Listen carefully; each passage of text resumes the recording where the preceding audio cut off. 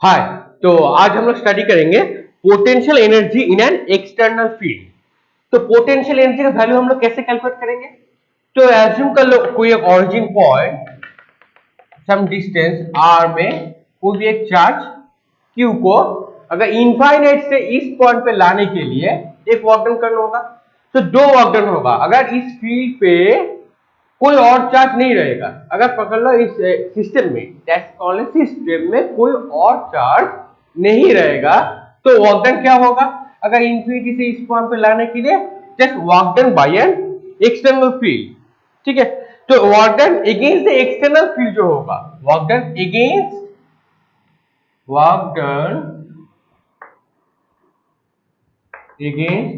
The external field, मतलब इस charge को इंफिनिटी से इस पॉइंट पे लाने के लिए जो वर्क डन करना होगा उसको बोलेंगे हम लोग work done against the external field. मतलब एज्यूम कर ले इस सिस्टम में कोई और चार्ज अभी तक नहीं है। ठीक है, तो इसका पोटेंशियल का वैल्यू क्या होगा? So we know that the potential energy work done जो होगा इस पॉइंट का इलेक्ट्रिक पोटेंशियल का वैल्यू सेम होगा, potential at that point and work done at that point from this charge being infinity to this point. So that the potential energy q at r क्या होगा देखो? So that is q potential energy at that point. So q charge potential of r. ठीक है, ये external field के लिए potential energy का जो वैल्यू होगा। ठीक है ना, तो वर्क डन क्या होता है? चेंज इन पोटेंशियल एनर्जी होता है ना।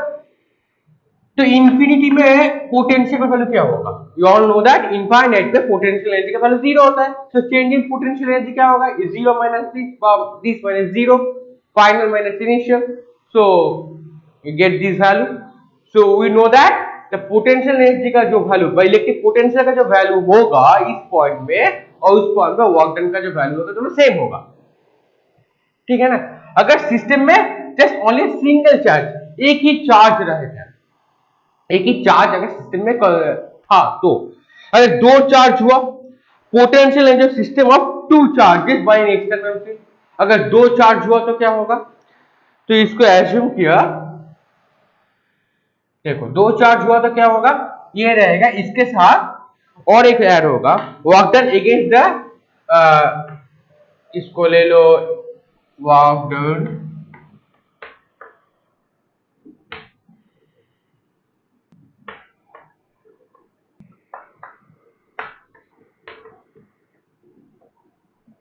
Due to Q. तो दो होगा, एक होगा क्यू की वजह से जो वर्क डन होगा, और ये जो इनफाइनाइट से दिस पॉइंट पे लाने के लिए जो वर्क डन है, ऐसे ये होगा एक्सटर्नल फील्ड और ये हो जाएगा दूसरे एक चार्ज के लिए। तो दोनों मिला के हमको फाइनल जो वर्क डन है वो मिलेगा। तो एज्यूम किया एक ओरिजिन से ये चार्ज था क्यू, इसको दे दिया R2, इसको भी दे दिया Q1, सॉरी R1 Q1, और इस पॉइंट को दे दिया R2, ये वाला चार्ज है Q2। So work done on Q2 against the external field. तो Q2 का वर्क डन क्या होगा? पहला जो वर्क डन होगा against the external field, Q2 के चार्ज को अगेंस्ट द फील्ड, मतलब इनफाइनाइट से इस पॉइंट पे लाने के लिए वर्क डन क्या होगा? ठीक है, against the external field. So that is you all know that, अभी तक लिखा था क्या था? क्यू वी ऑफ आर था ना पहले। तो चार्ज क्या होगा? Q2 इस पॉइंट पे, V ऑफ R2। ठीक है ना, ऐड हो गया। Now against the field due to Q1। Now अब Q1 के ये वाला पोर्शन इसमें हो गया। ठीक है, नाउ ये वाला portion work done against the field due to Q। अब इसकी वजह से इसका वर्क डन क्या वैल्यू क्या चेंज होगा, मतलब पोटेंशियल एनर्जी क्या हो गया? सो अब देखो इस पॉइंट को लेकर क्या होगा? सो Q1 Q2 over 4 pi epsilon naught, that R of 1 2, ठीक है ना। तो ड्यू टू Q2 में क्या होगा, एक एक्सटर्नल फील्ड के लिए हो गया और एक चार्ज Q के लिए हो गया, ठीक है। तो वर्क डन मिल गया। तो टोटल वर्क डन क्या होगा, दोनों को ऐड कर दो। Q2 में Q2 चार्ज के ऊपर टोटल वर्क डन क्या होगा, दोनों ऐड कर दिया। नाउ अब सिस्टम का, अगर इस सिस्टम का टोटल पोटेंशियल एनर्जी कैलकुलेट करेंगे तो क्या होगा। Now the calculate total energy of that system, total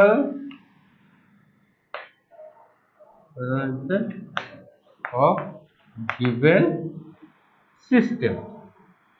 अब सिस्टम का टोटल एनर्जी क्या होगा, पहले क्या था, एक Q1 चार्ज को इनफाइनाइट से दिस पॉइंट पे लाने के लिए जो वर्क डन होगा उसको बोलेंगे हम लोग work done against the field, मतलब पोटेंशियल एनर्जी।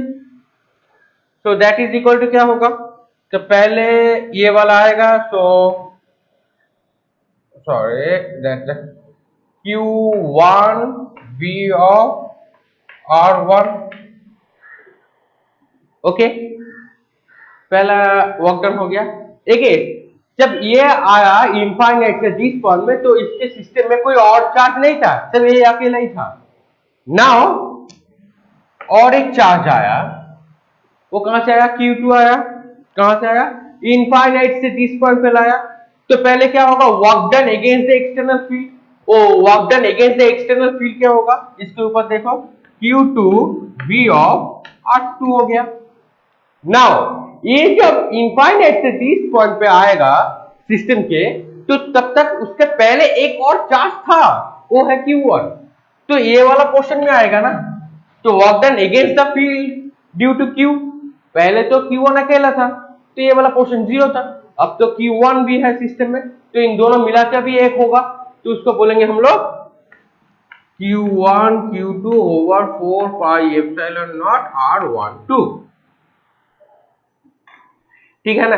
अब ये हो गया total energy of given system, इस सिस्टम का टोटल एनर्जी, मतलब सिस्टम में अगर दो चार्ज रहेगा तो टोटल पोटेंशियल एनर्जी का वैल्यू क्या होगा, मतलब total work done in assembling the configuration, ठीक है। The potential energy of a dipole in an external field, तो पोटेंशियल एनर्जी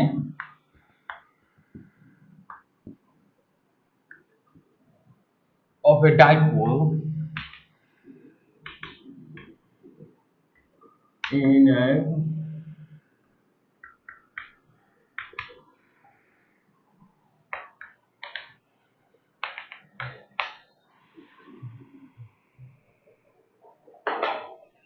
सो डाइपोल क्या है, हमको पता है what is dipole. So electric field assume किया इस डायरेक्शन पे जा रहा है, ठीक है। तो इसमें दो चार्ज है, डाइपोल मतलब दो चार्ज होगा, एक पॉजिटिव होगा दूसरा नेगेटिव होगा, ठीक है। तो ये एक नेगेटिव चार्ज ले लिया यहाँ पे -Q, यहाँ पे ले लिया पॉजिटिव चार्ज +Q, ठीक है। तो दोनों का जो डिस्टेंस है इसको दे दिया मैंने 2a, मतलब इसका जो मिडिल पॉइंट होगा इस पे डाइपोल मोमेंट का जो वेक्टर तो होएगा यहां से दिस पॉइंट a और यहां से दिस पॉइंट a, ठीक है। अभी तो इसका मिडिल बना दिया, ठीक है। तो p हो गया dipole moment, right. So that's all also know that p is a vector.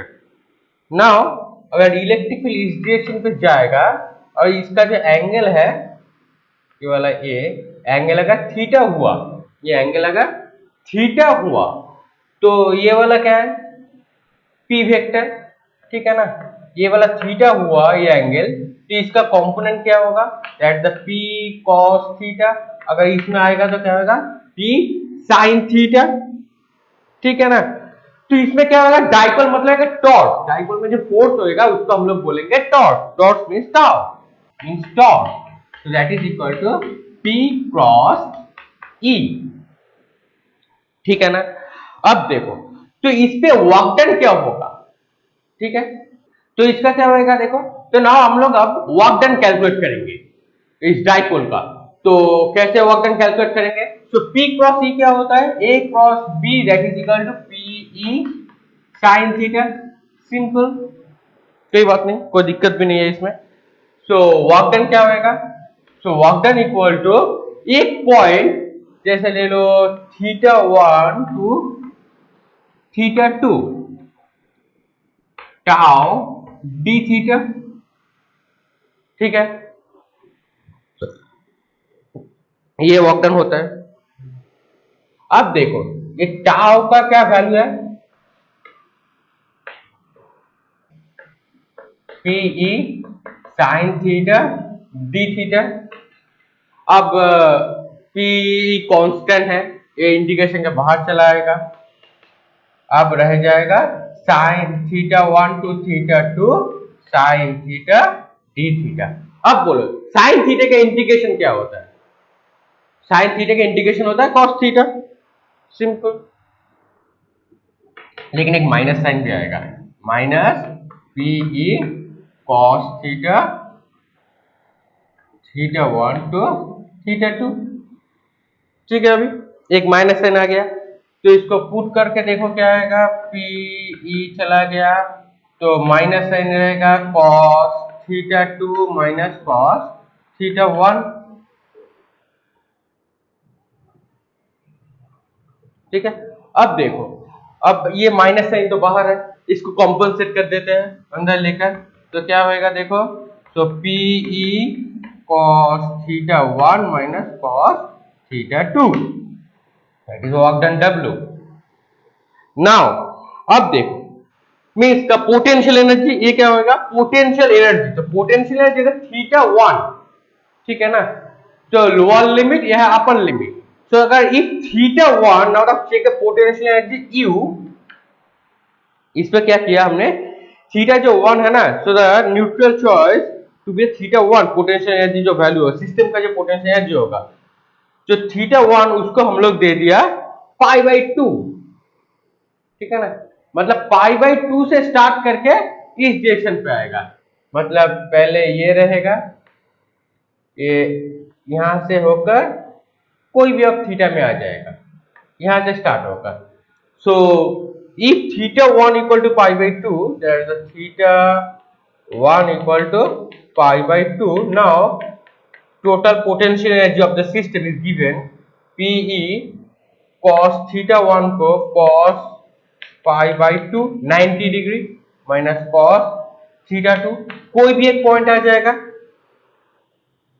ठीक है, अब देखो अब cos π/2 क्या होगा? we know that cos π/2 is 0, so that is equal to P cos theta। ठीक है, so that is equal to क्या रहेगा? माइनस PE cos θ2, क्योंकि ये वाला टर्म तो 0 हो जाएगा, क्योंकि हमको पता है cos 0 1 होता है, cos 90 0 होता है। अब देखो A डॉट B वेक्टर अगर हुआ तो क्या मिलेगा हम लोगों को? A B cos theta. तो सिंपल इसको मिल जाएगा हम लोगों को minus P vector dot E vector. ठीक है, वेक्टर डॉट प्रोडक्ट से, बहुत इजी। तो टोटल पोटेंशियल एनर्जी का वैल्यू इस सिस्टम के ऊपर हमको मिल गया माइनस P डॉट E। ठीक है, अब देखो प्रीवियस कुछ देर पहले हमने स्टडी किया था कि दो चार्ज रहा तो टोटल पोटेंशियल एनर्जी का वैल्यू क्या होगा? ये पूछ देता हूं, देखो क्या था। तो पहले टोटल U, उसका वैल्यू होगा U ऑफ थीटा, दे दो कहां पे होगा, U ऑफ थीटा एंगल के ऊपर डिपेंड करेगा। ठीक है, पहले तो एक R था ऑरिजिन से, अब तो एंगल थीटा है। ठीक है ना, अब रोटेट हो रहा है, अब पहले तो रोटेट नहीं था, अब रोटेशन में है। तो क्या होगा, तो Q दोनों का चार्ज जो है इसके यूनिट सेम होगा। Q एक पॉजिटिव एक नेगेटिव होगा, तो इसको दे दिया Q2, इसको दे दो Q1, तो एक पॉजिटिव होगा एक नेगेटिव होगा। तो इसका पोटेंशियल का वैल्यू क्या होगा देखो, Q1 अगर इसको पहले लाएंगे बाय एक्सटर्नल फील्ड, तो v ऑफ इसको क्या दो, थीटा 1 दे दो, r1 दे दो, ओरिजिन पॉइंट से r1, और इसका क्या होएगा बाई एक्सटर्नल फील्ड, ये माइनस बनेगा, ये होएगा q of v of r2, क्योंकि ये क्या है, ये q2 है, ये q1 है तो प्लस, q2 है तो माइनस, ठीक है ना, ये q2 है, याद रखना। नाउ अब इन दोनों मिला के जो बाद में आएगा, कोई भी एक तो आएगा, ठीक है ना, कोई भी एक तो आएगा बाद में, उसके वजह से दूसरे चार्ज की वजह से उसका वर्क डन क्या होगा, तो दैट इज q1 q2 दोनों का वैल्यू सेम है, तो q स्क्वायर दे दिया माइनस, तो एक तो माइनस था, एक पॉजिटिव था एक नेगेटिव था, ये तो माइनस आ जाएगा, ठीक है, तो ओवर 4 पाई एप्सिलॉन नॉट। अब इन दोनों का बीच का गैप क्या है, 2a। अब क्या है दोनों का गैप, दो चार्ज का गैप है 2a, ठीक है ना, अभी क्लियर हुआ कैसे बना। नाउ इन दोनों में से अब q को कॉमन ले लो तो बचेगा क्या, देखो v ऑफ r1 v of r2 q square 4 pi epsilon naught 2a। अब देखो, अब इन दिस प्रोसेस में ये जो v ऑफ r1 minus v of r2, इन दोनों को अगर हम लोग क्या कहेंगे, इसको बोल सकते हैं दैट इज दिस पोर्शन। यहाँ पे ये एक्सटर्नल फील्ड की वजह से, देखो हेडिंग में लिखा है, ये क्या था, energy due to external field, दूसरे चार्ज अगर सिस्टम में होगा उसके वजह से नहीं बोला, ये एक्सटर्नल फील्ड की वजह से, तो इसको रिप्लेस कर दो, ये भी था एक्सटर्नल फील्ड, तो इसको रिप्लेस कर दो, माइनस पी कॉस थीटा 2 दे दो, ठीक है, थीटा 2, और वो वाला जो रहेगा वो रह जाएगा easily as it is q square 4 pi epsilon naught 2a। ये क्या था, ड्यू टू एक्सटर्नल फील्ड, ये भी क्या था, ड्यू टू एक्सटर्नल फील्ड, दोनों सेम हो गया, रिप्लेस कर दे इसलिए, ठीक है। नाउ अब वैल्यू तो हो गया, अब pe क्या आता है, माइनस pe वेक्टर आ जाएगा, सिंपल, क्योंकि हमको पता है ये वाला आता है, तो क्या होगा देखो अभी, that is equal to minus p vector dot e vector minus q square over 4 pi epsilon naught 2a, simple, खत्म, ठीक है ना, पोटेंशियल पता चल गया। सो एक चीज याद रखना, अगर दो charge, we can now understand why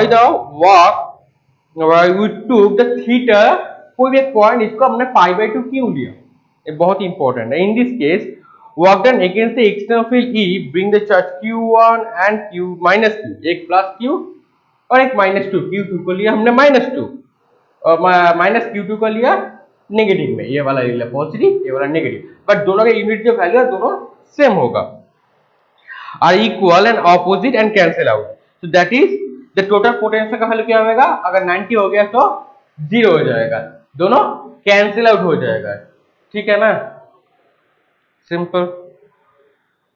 तो पहले हम लोगों ने क्या किए थे, देखो पहले हम लोगों ने ये जो वैल्यू है ना, ये एक्सटर्नल फील्ड की वजह से था, फील्ड का वैल्यू पहले कैलकुलेट कर लिए थे इस पोर्शन से, तो उसको हमने यहाँ पे रिप्लेस कर दिया, ठीक है ना, इस पोर्शन में। नाउ और एक था जो चार्ज Q की वजह से, और जो वर्क डन जो होगा, पहले जब फील्ड की वजह से था और एक और अदर चार्ज की वजह से था, जो कोई भी हो सकता है, पहले ये आ सकता है, पहले ये भी आ सकता है, कोई भी एक था, तब इन दोनों के लिए क्या होगा, और Q स्क्वायर ये वाला पोर्शन, अब दोनों को मिला के क्या मिल गया हम लोगों को, ये वाला वैल्यू मिल गया, ठीक है, क्लियर हो गया कैसा आया, बहुत ही सिंपल था, पहले हमने फील्ड कैलकुलेट कर लिया, फिर इन दोनों चार्ज की वजह से क्या होगा वो भी कैलकुलेट कर लिया, फिर दोनों का ऐड कर दिया, सिंपल, ठीक है। तो आज की क्लास यहीं पर खत्म करते हैं, कोई भी डाउट हुआ तो कमेंट सेक्शन में जरूर बोलना, और चैनल को सब्सक्राइब कर दो, अपने वीडियो और ये वीडियो को अपने दोस्तों के साथ बहुत ज्यादा शेयर करना। तो मिलते हैं नेक्स्ट क्लास में, थैंक यू।